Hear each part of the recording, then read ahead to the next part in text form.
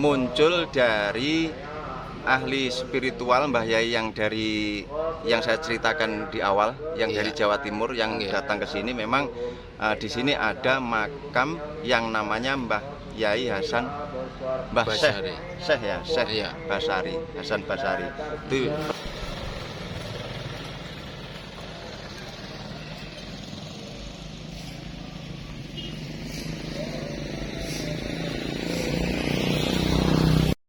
Assalamualaikum warahmatullahi wabarakatuh. Selamat datang seluruh di channel saya Profesor Songgo. Welcome back to my channel. Tetap tersenyum karena senyum adalah pintu menuju bahagia.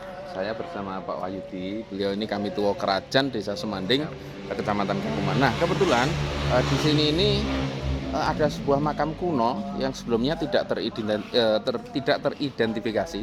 Terus kemudian beberapa tim kiai datang ke tempat ini. Beliau mengidentifikasi bahwa yang ada di tempat ini adalah seorang ulama dari zaman era-eranya Syekh Subakir. Makamnya sedang dirapikan ya, tapi belum ada akses jalan. Ini lewat samping rumah. Kita lihat dulu seperti apa kondisinya. Like, comment, subscribe, dan share agar makin berkembang. Salam.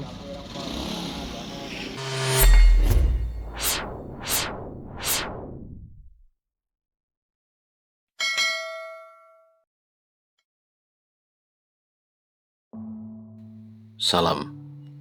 Kita ada di Desa Semanding, Kecamatan Kauman, Kabupaten Ponorogo. Santer tersias kabar bahwa di tempat ini ada makam seorang ulama besar, Syekh Hasan Basari, demikian namanya disebutkan. Menuju ke area makam Syekh Hasan Basari ini, ternyata belum ada akses jalannya. Terpaksa kita harus melewati tritisan atau tepi rumah atau tepi pekarangan dari warga Kerajaan Semanding ini. Meskipun tempatnya belum ada akses jalan, menurut penuturan dari warga yang kita temui, ternyata setiap malam ganjil dalam 10 hari terakhir bulan Ramadan, makam Syekh Hasan Basari yang ada di pinggir Kali Taap ini ternyata ramai diziarahi dari berbagai kalangan dan berbagai kota. Jadi biasanya pengetahuan kami kayak anak muda di sini, jadi biasanya setiap malam ganjil setiap bulan puasa itu. Jadi banyak sekali dari pondok-pondok, terus spiritualis dari daerah-daerah lain biasanya datang ke sini malam ganjil. Oh, ngaten. Nanti mampir dulu di masjid yang depan. Sholat itu terus baru Ke sini mujadah di sini.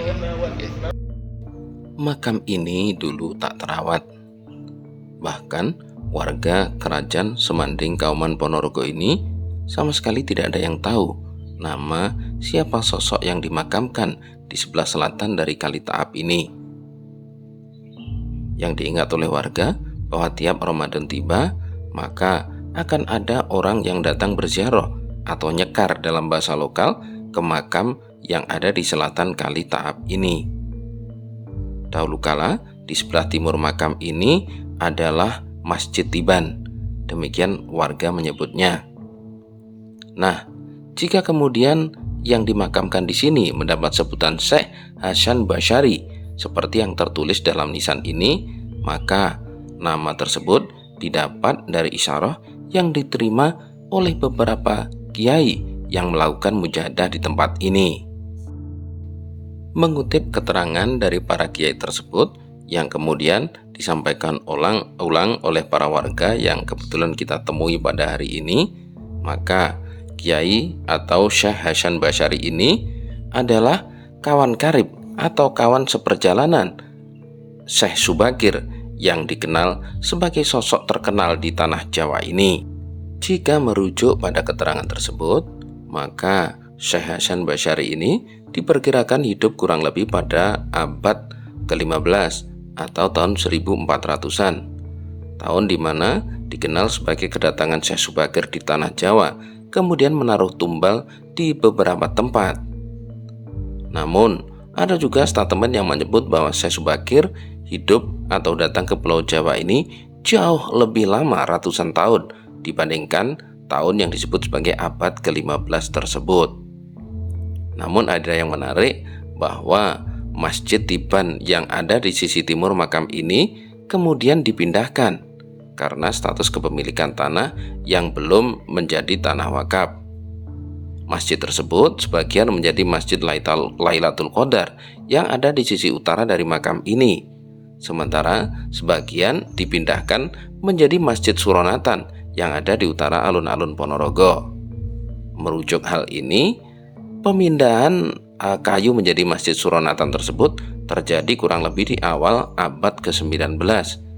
Sehingga boleh jadi dikatakan berdasarkan teori ini, maka Syekh Hasan Basyari hidup dan ada di kawasan Kerajaan Semanding ini kurang lebih pada tahun 1700-an atau abad ke-18 Masehi. Lantas siapa sebenarnya Syekh Hasan Basyari ini? Dari mana beliau berasal? Dan kapan masa beliau hidup di daerah Kerajaan Semanding Kauman Ponorogo ini?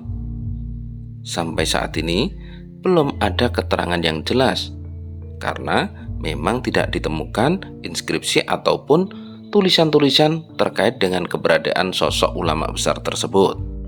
Lantas tentu juga akan muncul beberapa pertanyaan, dan kita yakin pasti banyak yang akan bertanya-tanya, loh kok bisa tiba-tiba muncul makam seorang syekh di kawasan ini?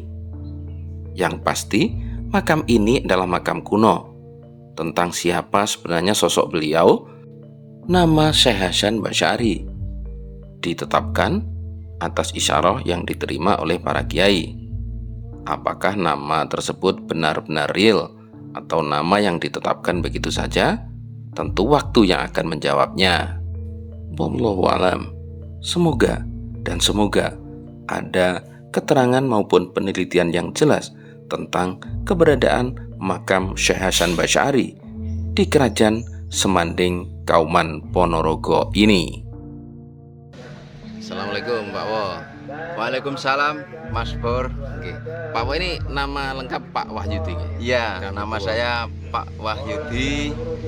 Kami Tuwo Desa Semanding, Dukuh Kerajaan. Ini tepatnya di Jalan Kalimantan, RT 2 RW 1, Mas Bor. Oh, lengkap banget ya.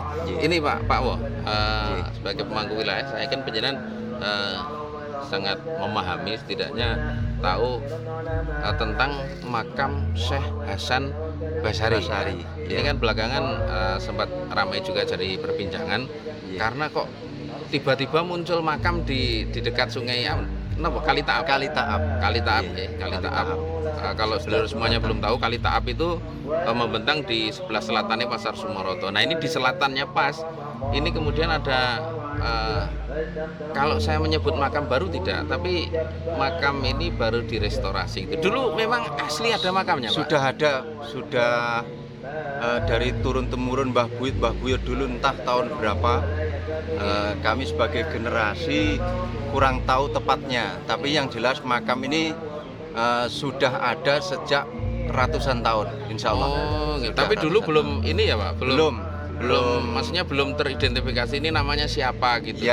Ya, belum teridentifikasi namanya siapa yang disemayamkan di sini. Menurut pengakuan dari warga sekitar yang saya terima, itu ketika bulan puasa itu ada satu rombongan dari Pondok Pesantren Jawa Timur itu mendapat petunjuk bahwa di sini ada Masjid Tiban. Terus terdapat sebuah makam, yang makam itu ternyata makam ulama besar. Makam ulama besar. Terus dicarilah dari titik kecamatan Kauman itu sampai ngumpul, itu tidak diketemukan. Terus akhirnya secara spiritual itu mendapat petunjuk bahwa tempatnya di sini. Karena yang mencari, yang santri dari rombongan Pak Kiai dari Jawa Timur itu juga nggak nanya sebetulnya. Sebelumnya nggak nanya. Terus akhirnya diketemukanlah di sini. Memang di sini dulu terdapat Masjid Tiban, Mas Bor. Oh, wonten pundi, Pak? Tepatnya di sebelah timurnya makam ini. Oh, bentar, kita tunjukkan ya. Jadi di situ lho, di sebelah bapak-bapak yang duduk-duduk itu dulu Masjid Tiban, tepatnya di situ. Memang soal berita bahwa ada Masjid Tiban di sini itu memang saya pun juga sempat mendengar sekitar 10 tahun yang lalu, Pak. Dulunya ada Masjid Tiban gitu. Iya, iya. Tapi sekarang kan tidak ada, Pak. Dulunya Masjid Tiban itu entah tahun berapa, apa itu ya masih zaman Belanda mungkin Mas Pur ya. Iya. Mungkin masih zaman Belanda, nggak tahu. Yang jelas makam ini sudah ratusan tahun, jadi cerita yang kami terima pun belum begitu jelas untuk tahunnya berapa. Yang jelas Masjid Tiban itu berada di timur makam ini. Terus karena ini dulunya masih belum tanah wakaf, artinya masih tanah pribadi, akhirnya dipindahkan ke sebelah utara itu yang terdengar suara ngaji itu. Yang terdengar suara Tapi ngaji masih itu. satu desa ya, Pak? Masih, satu lingkungan? Masih cuma selang mungkin sekitar 100 meter lah. Nyabrang kali enggak, betul? Enggak, cuman ini arahnya ke sana mungkin 100 meter karena itu ada bangunan rumah pribadi terhalang itu. Nanti kita nulur ya, nanti tak jalan ke sana terus tak foto masjidnya, nanti kita taruh di sini juga. Karena dulu sini belum tanah wakaf, yang ada cuma situ. Kebetulan di situ juga ada sumur Tiban. Di mana, Pak? Di masjid itu, di masjid utaranya masjid. Iya. Sekarang ini? Iya, itu ada Masjid Tiban karena situasi alam nggak bersahabat, kegerus sungai, akhirnya Masjid Tiban itu kegerus sungai. Ada Masjid Tibannya di situ.